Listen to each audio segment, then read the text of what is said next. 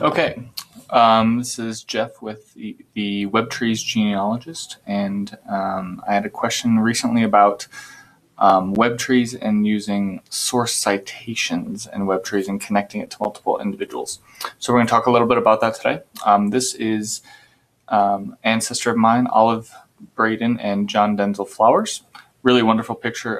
Someone posted that on Facebook. They didn't even let me know, and I just happened to see it on my news feed. So make sure you're connecting with those Facebook folks that might have some of these old photos. So one of the things I have for her is this obituary, which lists all of these relationships, right? So wife of John Denzel, dear mother Lucinda, Karen, and Jeannie. Lots of names in here, and we want to make sure that this is sourced correctly and connected to all those folks. So how do we do that? Let me make sure that we got the question right. So how do I link one source citation to multiple people and facts? And do I have to cite the source and copy and paste the citation each time?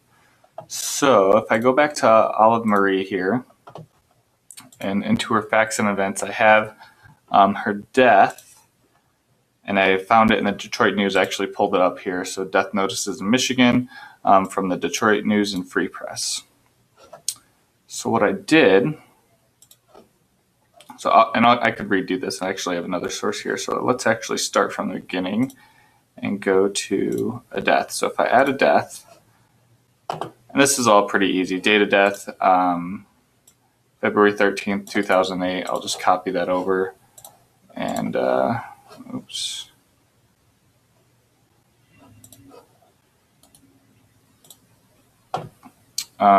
Age, I think she was 91. And place of death was Waterford, Oakland County, Michigan.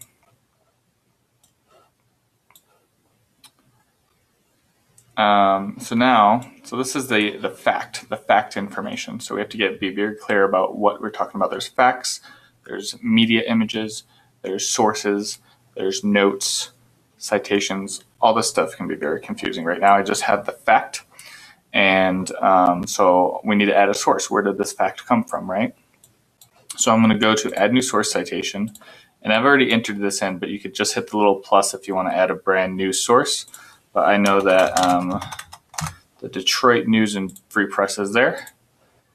And my citation is where in the source did I get it from? Page number, if you got it from a website, what date did you get it from that website? So this happened February 7th of 2000, or February 17th of 2008. And I already have it's already in the Detroit Free Press. So basically, if someone's looking for this, they should be able to find it. They look at that date of that newspaper. They should be able to find this obituary. Text, I can include the text here. But what I'm going to do instead, and I'm going to attach the image, which I've already put that in. Again, you could just upload a new image if you need to create it. For this image, I just typed in obit. I named it obit, and with her name on there, which is media image 9. So now this is going to be kind of linked to that source, but not really. I know it's confusing. So then the note piece, this is where I'm going to create a new shared note. And I'm going to copy all of this information, which is the words on this obituary. And I'm going to copy it into this shared note, hit save. Go back here, it pops up with a shared note N194. Hit save there. This will refresh. We can see a little refresh over here. And so my example one is this one. It's the only one I put age 91 in. The rest of them, they just guess the age based on the birth date. But if I click source, pops up with the image. I could pop that up. It's pretty small in there. Detroit Free Press, citation details, and then my shared note that kind of lists exactly, and it even has the death notices. So I could click that and it should pop up with the website. Perfect, great.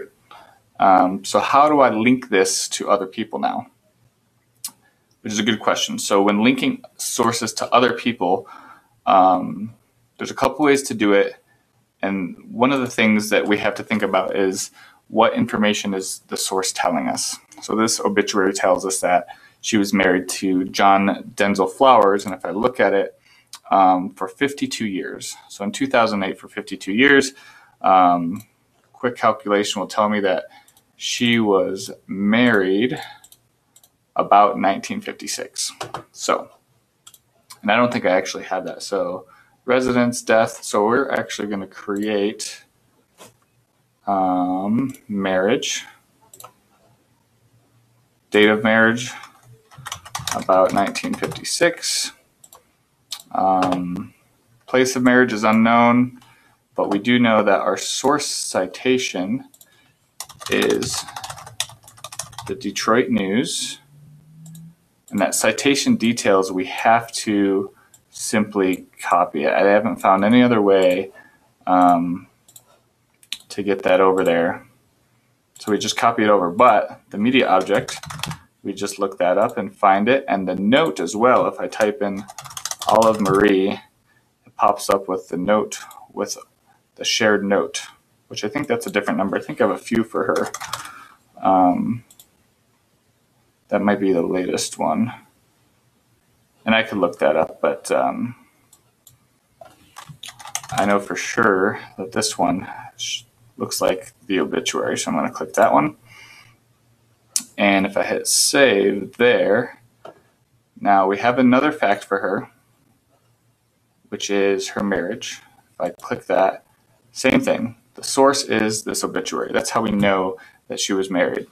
Now, one easy way to take this into her husband is to go to this little copy button. Just going to copy that. It reloads and tells me the record has been copied to the clipboard. We go to John Denzel, and it says add from clipboard right here, marriage 1956. So I could just add that. Perfect. So now the source is linked to the fact, and if I click this, it shows where it came from, and it's connected to him, and all is well. So what about her daughters and stuff, right? So this is where it gets a little tricky. So if I go to family and view family, I could add all of this stuff right here in the family. So I could say, you know, this says Lucinda, Karen, and Jeannie were her daughters. So got all these kids here are her daughters. So I can go to each one of them and link and say, you know, how do we know that her mother's her mother? And there's this little button up here. So given name, surname. So this is how she was. How do we know that she's Jeannie Flowers? And then again, I could add source citation, which is the Detroit News. And again, I have to just copy that same citation. It doesn't copy over. And I think the purpose of that is in case you use the Detroit Free Press, I could find another source in there from another date for an entirely different individual. So I don't want the citation connected to the source every time. But another thing that we could do is for note, I could again find the shared note, which will connect. That's the only way to share like the text from the obituary is using the shared note, I think. And then of course the media object, just type in Olive. So then this shows, how do we know Jeannie is connected to this family? Well, the Detroit News said that she's the daughter, and this is, so we could save this.